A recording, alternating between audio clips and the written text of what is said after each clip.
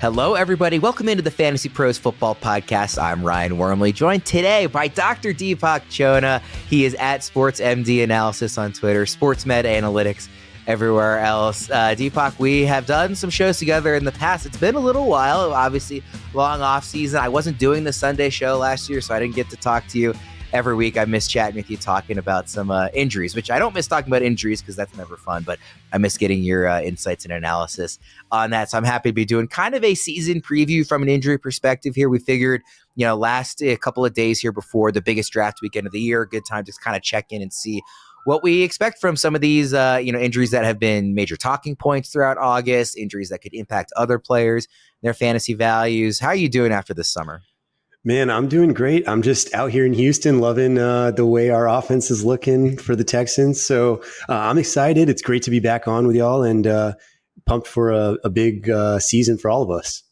There are a few franchises of whom it would be more fun to be a fan right now than the Houston Texans. I mean, I as a fan of a team in the AFC with the Ravens, I don't like seeing another great young quarterback in the conference. I wish we would get some of these guys over to the NFC for once, but I think CJ Stroud might have the highest approval rating of any player in the NFL. Like outside, unless you're a fan of like the Colts, Jags, or Titans, like I can't imagine disliking Stroud. He just seems like an awesome guy. He's really smart. He's really, really freaking good at quarterback. And you guys got a great roster. So I think it's going to be a fun season for you in Houston. And I think it'll be a fun season in Baltimore too, but I'm jealous of the vibes in Houston for sure. You gotta love Stroud. Yeah, he's unhateable. No, you cannot hate Stroud. All right. Well, of course, when we're talking with Deepak, we are talking about injuries. That is his area of expertise, of course. So we're going to talk about the 12 most impactful fantasy football injuries and the names. And I asked Deepak to provide the names because I wanted to see who people were asking him about and what names were actually being discussed. And to me, that's kind of a good way to define what is most impactful are the names that, you're getting questions about on a regular basis here throughout draft season. So this show is going to be exactly what it sounds like, 12 most impactful fantasy football injuries. Quick reminder for everyone, all of our 2024 consensus rankings and tiers can be found at fantasypros.com/rankings. Also, we are, just about a week away. We are exactly a week away actually from kickoff as of when you and I are recording. I want to take a moment to thank everybody in the audience for tuning in all off season. It's been a blast this off season. It's been a blast this draft season to be, on this ride with everyone. And, Deepak and I were just talking before we started recording. It's by far the busiest time of year, but it's also the most fun, right? I mean, this is why we play fantasy is for draft season, right? It's just super fun. So I just want to thank everybody for listening throughout the draft season and let everybody know that if you have enjoyed our shows this summer, the best free way to support the show is by leaving an honest review at fantasypros.com/review and also rating the show wherever you listen to your podcast. We really appreciate the feedback. It helps us not only grow the show, but also just make it better for each and every listener. We want the show to be the best thing it can be for everybody to enjoy it and feel like they're getting a little bit smarter when they listen and hopefully having some fun as well. So thank you again, everybody, for listening. Just wanted to make that note at the top of the show. All right, let's dive in. We're going to start with the quarterbacks. We're going to start with Justin Herbert, who obviously, had this foot issue that came up pretty early in the preseason. Was already some concern for Herbert as a fantasy quarterback in terms of, the offense, and Greg Roman likes to run a lot and Jim Harbaugh likes to run a lot and they don't have the best receivers. And then, of course, you add this injury on top of it. It just becomes all that more concerning. How concerned are you for this foot issue with Herbert? I would say to start the season, really low concern. And part of that is that they brought him back not just the week before the games. He's been back now already for about a week. That suggests pretty low severity. Now, the concern with these plantar fascia injuries is that they can kind of flare up on him in season. And for a player like Herbert, that could really specifically affect his mobility. So you're always looking at the rushing quarterback upside in fantasy. The one sort of good thing about Justin Herbert specifically is that he's got this elite arm strength. And so even if he can't really push all the way off of his affected foot like normal, we would still expect him to be able to really launch that ball just from his core and upper body strength alone. So overall, I would tell you low chance that he misses time with this, because even if it flares up, they can manage that. Things like injections, put him in a boot during the week. But the mobility risk and his fantasy rushing upside would be the concern if it did flare up. How likely is it to flare up? Is this something that, like, just given the nature of he's going to be on his feet a lot and he's playing a violent sport, that it's kind of likely to flare up? Or is it, maybe more of a coin toss? Yeah, I would say more of a coin toss in the sense that I wouldn't say likely that it does flare up, probably less than 50%, just based on the timeline that he was only out for about 2-3 weeks with the boot to begin with. And so that in the way that they manage injuries in the preseason, 2 weeks is pretty much confirming very low severity, kind of precautionary type holding them out. So I would say for that reason, low chance of it really flaring up on him. But in general, plantar fascia is a body part that does tend to. So that's where the concern comes from. And by the way, for everybody listening, while Deepak has a very extensive, expertise in injuries, I have zero expertise in medical anything. So the extent of my knowledge of injuries and dealing with them is the injuries I suffer playing adult slow pitch softball. So hopefully I don't ask any dumb questions here, but that's why we have Deepak here to lead us and guide us through these injuries. And from the fantasy perspective, like you mentioned, what it could do for him, limiting his mobility, that's particularly important in a Greg Roman offense. We haven't seen Herbert run a ton in his career, but with Greg Roman, like that is a key part of the offense. So that is something that I was really curious to see how they used him in that way. And, it definitely does hurt his value if he's not being used in that way. But that's good to hear that, we would still expect, obviously, he's got a cannon, one of the strongest arms in football, and that he can likely still take advantage of that. Another quarterback here, Deshaun Watson, I believe, was this just like general shoulder fatigue is the way I saw it. I mean, obviously last season ended early for him with an injury. He hasn't been very good in Cleveland since getting there anyway. But, the injuries have also been kind of prevalent since he became a Brown. What's he dealing with now? Yeah, so you're exactly right. They called it arm soreness or shoulder soreness. Now, if you really look into the kind of comments that were made about this, first, Deshaun Watson came out saying, I'm not expecting to play the preseason. Then his coach said he will play the last game of the preseason.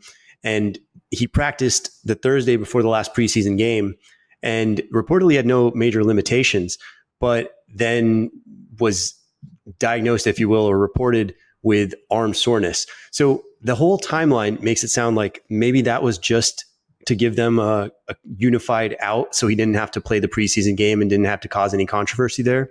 The data on his injury, so he had a fracture in his shoulder socket, and the data on that is actually really promising that he should be at about 100%, and that should be happening right about now or by week 1. So we don't really know, as you kind of alluded to, what a healthy Deshaun Watson really looks like. But we do suspect from the data and from his injury history and also from the progression, which was fairly normal after this type of surgery, that he should be looking like 100% of whatever Deshaun Watson looks like at this point by week 1. Yeah, I mean, the way he's looked in Cleveland, there are probably some managers of Amari Cooper and David Njoku who would prefer to see him not be on the field. We'll see how it plays out with, like you said, a healthy Watson, which we really don't know what that's going to look like. We had the appetizer last week. Now it's time to feast. College football is back. Don't miss any of the action. Jump in at DraftKings Sportsbook. It's a full slate of games for week 1, including the big matchup in Atlanta between the preseason number 1 and number 16. It's super easy for first timers to get started. Try betting on something simple like picking a team to win. Go to the DraftKings Sportsbook app, select your team, and place your first bet. This is going to be DraftKings' biggest college football season to date. Enjoy the ride now all the way through the expanded playoffs. Georgia is favored by almost 2 touchdowns over Clemson. That's for the number 1 team in the country, of course, Georgia. The total on that one comes in at 48.5. Miami versus Florida, another fun one. Total on that is 54, and the Hurricanes are laying just under a field goal. For all the newbies getting into the college spirit, here's something extra special. New DraftKings customers bet $5 to get $200 in bonus bets instantly. Score big with DraftKings all college football season long. Download the DraftKings Sportsbook app now and use code FantasyPros. That's code FantasyPros for new customers to get $200 in bonus bets when you bet just $5. Only on DraftKings. The crown is yours. One more quarterback here, Deepak. That's Joe Burrow. Kind of a weird, scary injury, like given that he talked about, or at least early in the offseason, how he couldn't find other quarterbacks who had dealt with this wrist injury that ended his season last year. For a long stretch, he hasn't been throwing 3 days in a row at practice. What's the concern level with Burrow? Yeah, the reports are a little bit mixed on this one, and it really suggests that there is some concern on the folks who are watching. I think that mostly comes from the fact that, as you said, he hasn't thrown for a bunch of consecutive days in a row.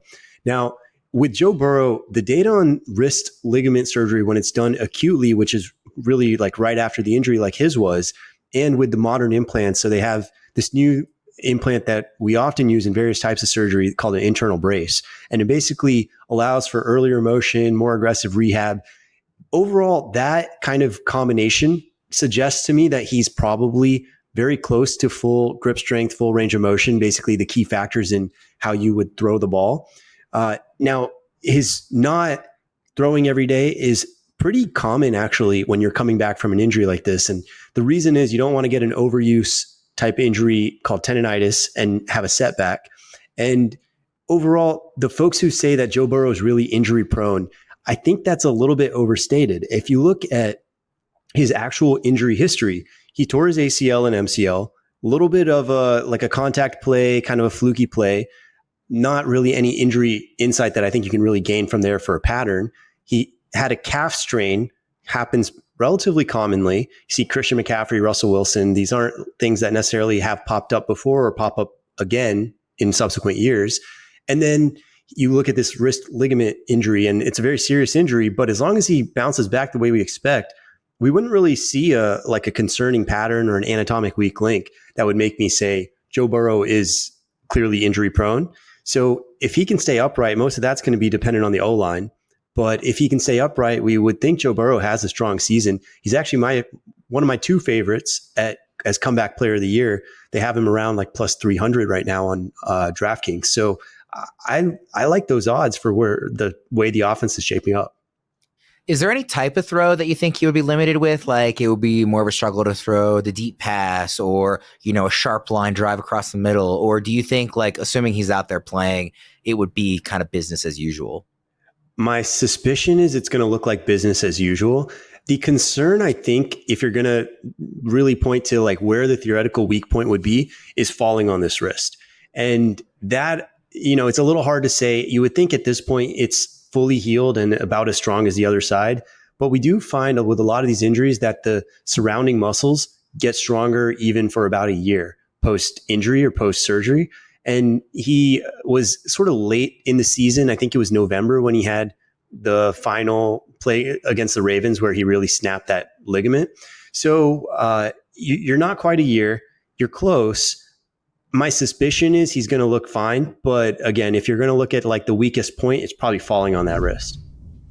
Let's move to the running backs. Let's start with Jahmyr Gibbs, who, dealt with this hamstring injury a few weeks ago. How's he progressing, and what do you sort of view him as an injury risk for re-aggravating it or starting the season slowly or anything like that? Yeah, you hit it on the head with the re-injury risk, and that's really the key. I expect Jahmyr Gibbs to look just fine starting out. He was held out of practice 2 weeks. In the preseason, that essentially confirms very mild severity. The other fact that kind of strengthens that is that he didn't wait until the week before the games to come back to practice. So when players come back with more than a week left, usually means they were held out as a precaution, and things are pretty much back to normal.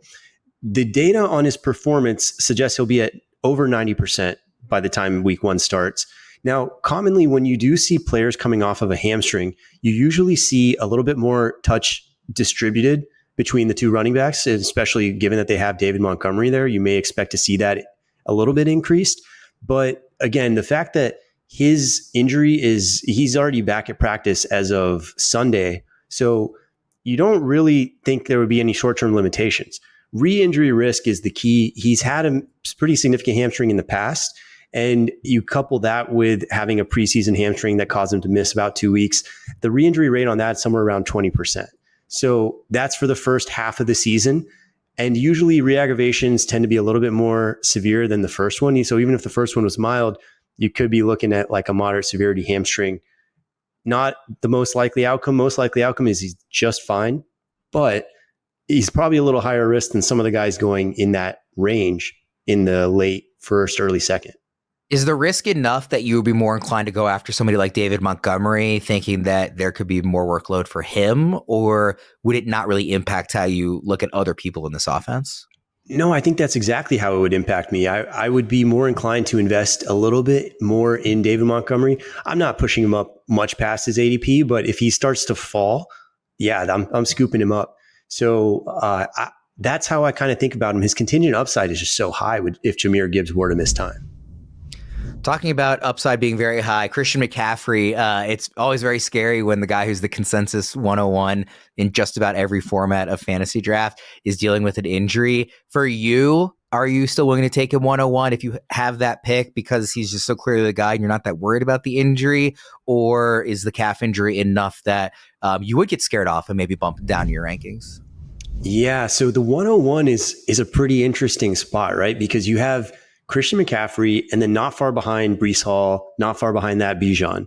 So if you look at those three options, I would trend towards taking probably Breece, maybe Bijan at the 101, just based off of knowing that Christian McCaffrey already has a preseason injury.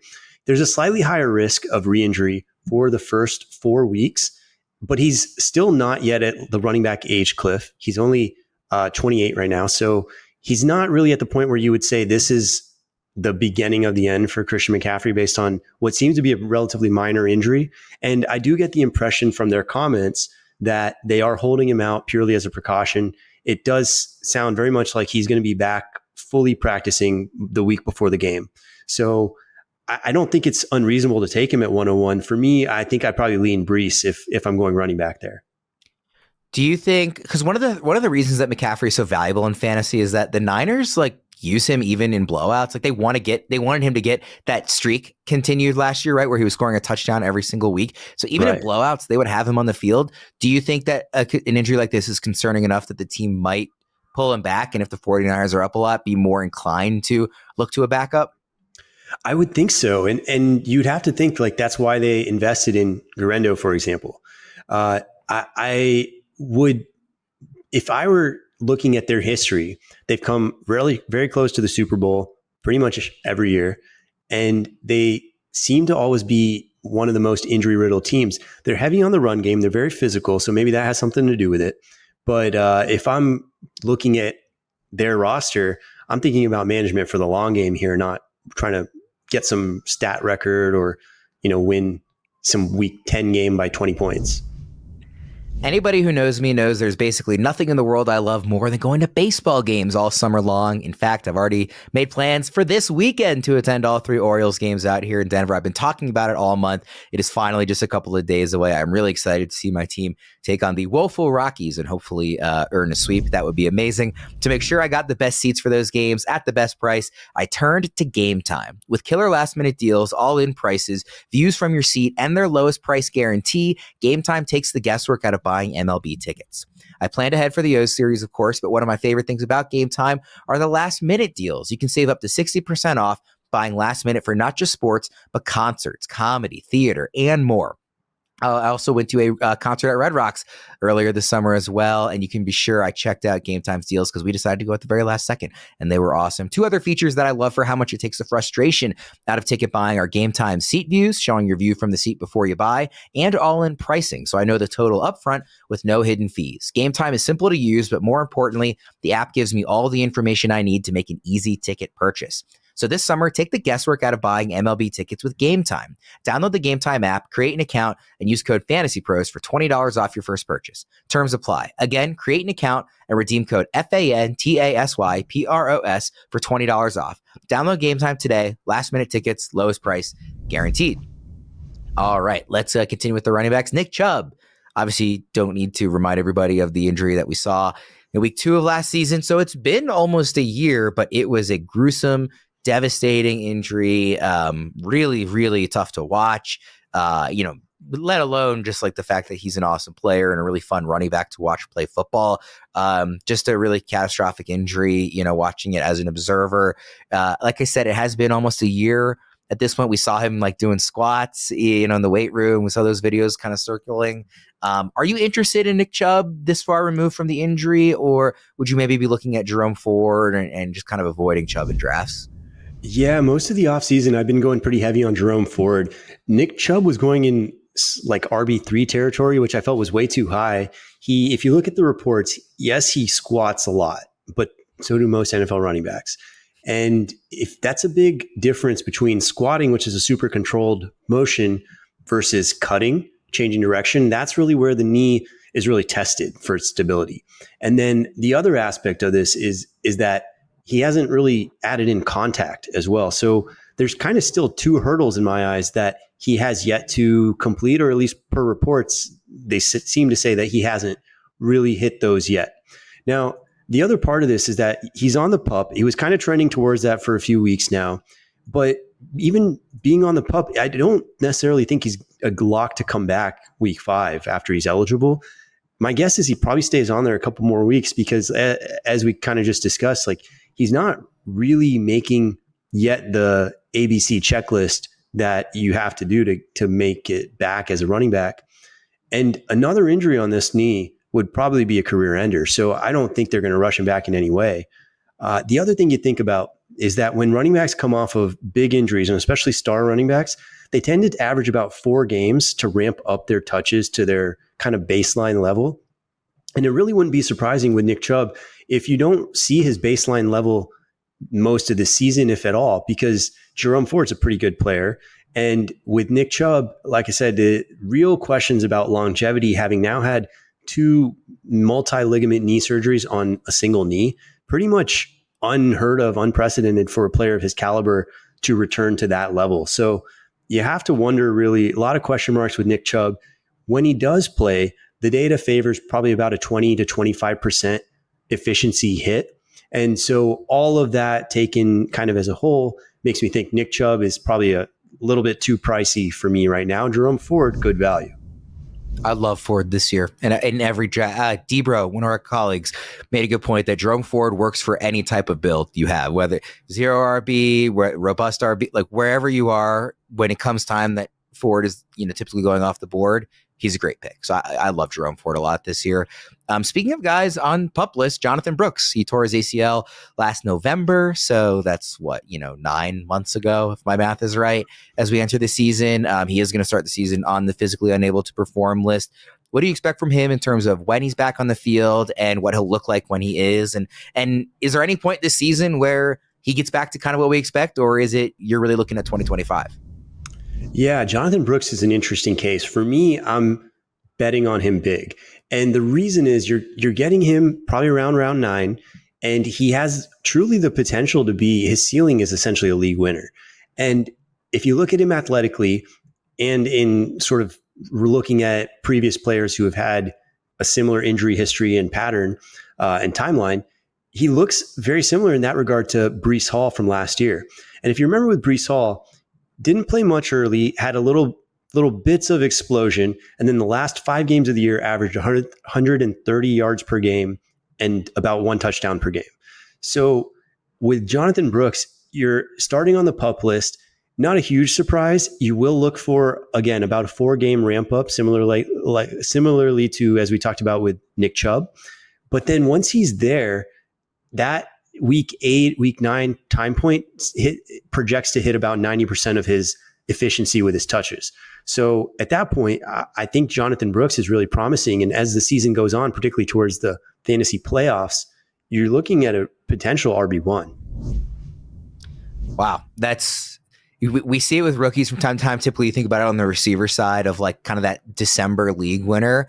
If Brooks gets that opportunity and is looking back and healthy again, like I do like the talent quite a bit. So if you can get him in kind of that round 9 range and hold on, I tend to not like to draft guys who are already injured because I just feel like injuries will find you and you don't want to start behind the 8 ball. But when you throw out terms like league winner and somebody that you as like a medical expert are investing in heavily, that speaks very highly to me of what we think he can be in the second half of the season.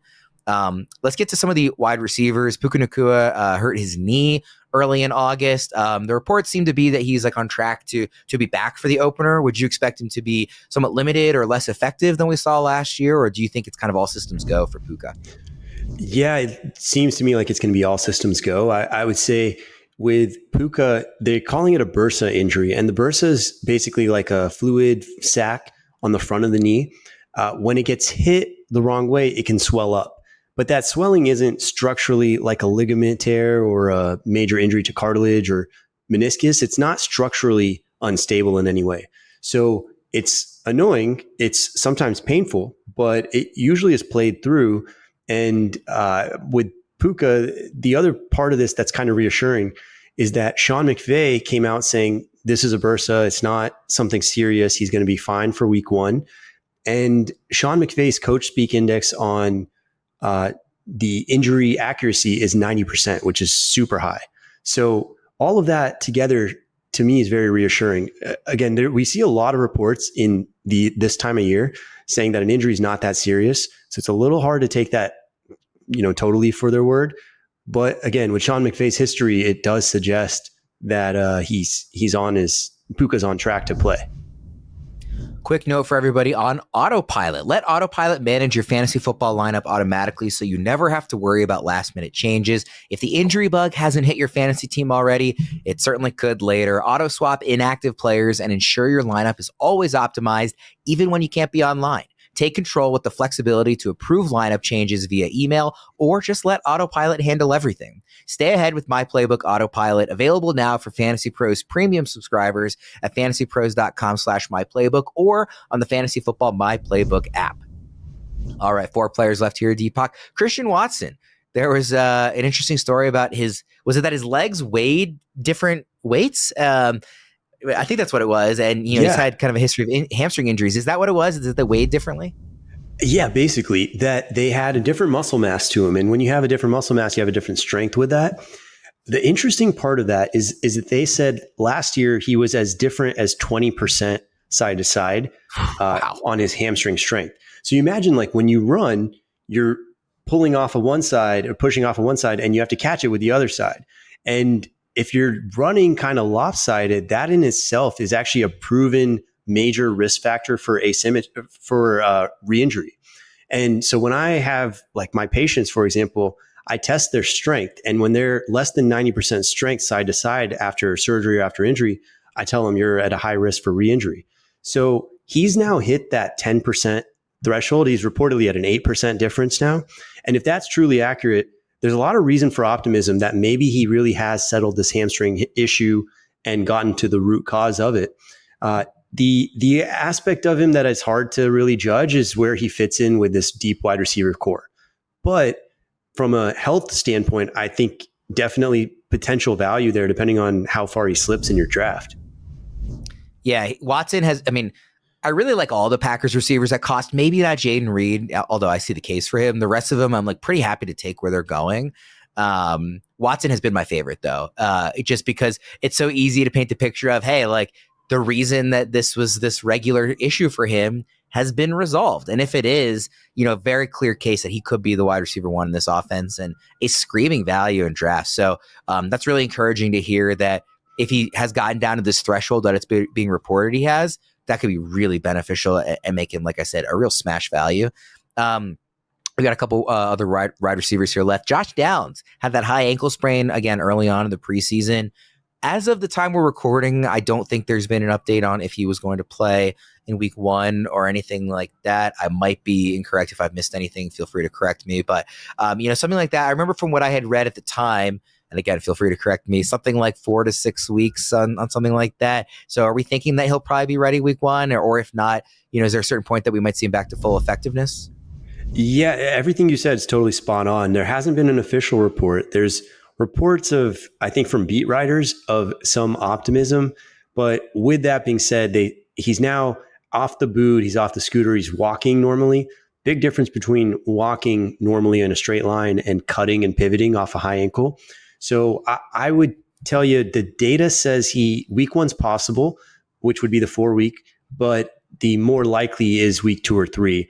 And with Josh Downs, the other part you think about is the earlier you come back from a high ankle, the higher your re-injury rate is. And with him being a pretty important part of their overall season, I would have a hard time imagining that they're going to rush him back, thinking that they might, get an extra week or two. Typically, you see a 15% dip initially in the wide receiver targets. So, if he's going to rush back, you want him to be close to 100%, I would think. And furthermore, would you really do it at a high risk of re-injury? It's up to about 20% in the first 4 to 6 weeks back. So with Josh Downs, I think he has a strong case for a strong second half of the season. First half of the season, a lot of risk involved. Next receiver here, Hollywood Brown, now with the Chiefs. He obviously left that, I think it was week 1 of the preseason game, with the phrasing I saw was what it was like the sternoclavicular joint dislocation is what I saw. Yep. If you might have botched that. What can you tell us about kind of where he at? No, you nailed it, man. It's so the SC joint, the sternoclavicular, is basically right in the front of the chest. And it's not that commonly injured. We have a couple cases, Danny Amendola a few years back and Tyreek Hill more recently, who had similar treatment. They both missed 4 weeks, returned on the 5th week. So if Hollywood Brown follows that, week 1 would be the 4th week. Week 2 is probably the more likely outcome of when he comes back. Now, the re-injury rate on this is thought to be relatively low. It's not a hugely data-driven conclusion, but just the fact that it's a relatively uncommon injury to begin with makes me think that he's not that likely to have it happen again. The other part of it is that Tyreek especially showed us that players do come back at a pretty good pace, meaning that they don't have much of a performance hit associated. Tyreek and Danny Amendola before him both didn't really have a dip. A sample size of 2 is admittedly very small, but even biomechanically, I wouldn't really expect this to severely limit Hollywood. I would say this is probably a player worth betting on if you're looking at a redraft league where he's probably going to be pretty close to full strength by at latest week 3. I remember when it happened, I mean, he spent the night at the hospital, so it kind of sounds extra scary when you hear that phrasing. But you're thinking that it's not long-term much to worry about. Yeah, exactly. And it's very common. We usually send patients to the hospital. The reason is because it's right in the middle of the chest. So there's a bunch of important organs right behind there. So you just got to make sure all of those are fine. And he was discharged, I think, the next day. So the hospital is you're right. It's totally scary from the headline perspective, but you can probably take advantage of that sort of fear and pick up a little extra value on Hollywood. What's the latest on TJ Hockenson? He's the last guy we'll talk about here. Obviously, he had his injury towards the end of last season. Is there anything that you have on him in terms of, excuse me, I'm going to restart that. Okay. Something down the wrong pipe. 1 second. All right, let me make a note of that. I'll have to edit that out. Good call. Yeah, geez. All right. 3, 2. Last guy, let's squeeze in a tight end here. TJ Hockenson, what's the latest on him? Obviously, his injury came, at the end of last season, and he has certainly fallen in drafts because of, the nature of the injury and what his recovery timeline looks like. Is he a bet worth making in drafts? Yeah, I think it totally depends on how you're planning to use him. And with that, I mean, the average on these is going to be about 10 months. Now, that puts him somewhere around the November timeline. The younger players, he was 26 at the time of injury, highly athletic for his position, about 80th percentile based on his combine metrics, do tend to have the at least ability to move that up a little bit. But you're looking at still a mid-October, early November return probably for TJ Hockenson. Now, he's on the PUP, so we know at least he's going to miss 4 games. And then when he comes back, he projects to be about 85% there, efficiency-wise. So the other part of it is that there's this increased injury risk in the first 6 weeks back for tight ends coming off of ACL. And sometimes you would think it's pretty similar for the ACL-MCL combo. But specifically for the ACL population, there's a 15% injury risk in those first 6 weeks back. Now, with TJ Hockenson, if you're talking about how is he going to look in the last maybe 4 to 6 games of the season, I think that is very promising because that projects to be pretty much not limited and around the 90% efficiency level for him. And he was a top 2 or 3 tight end when he was healthy. So I would say that has the potential to be meaningful in your fantasy playoffs. But I think if you're taking him, you have to take somebody else with him. He is Dr. Deepak Chona. Deepak, great to be podcasting with you again. Really excited to have you back for another year with us at Fantasy Pros. I already mentioned where you can find him on Twitter and everything, but he'll be appearing on the shows, Sunday night recaps. We'll be tweeting out some of his threads on injuries throughout the year. So yeah, just excited to be working with you again, man. And let's have a good season for both the Texans and the Ravens, huh? Yes, sir. Maybe a little better for the Texans, but I'm down. All right. For Deepak, I'm Ryan Wormeli. Thank you everybody for tuning in, and we'll see you next time. See you guys.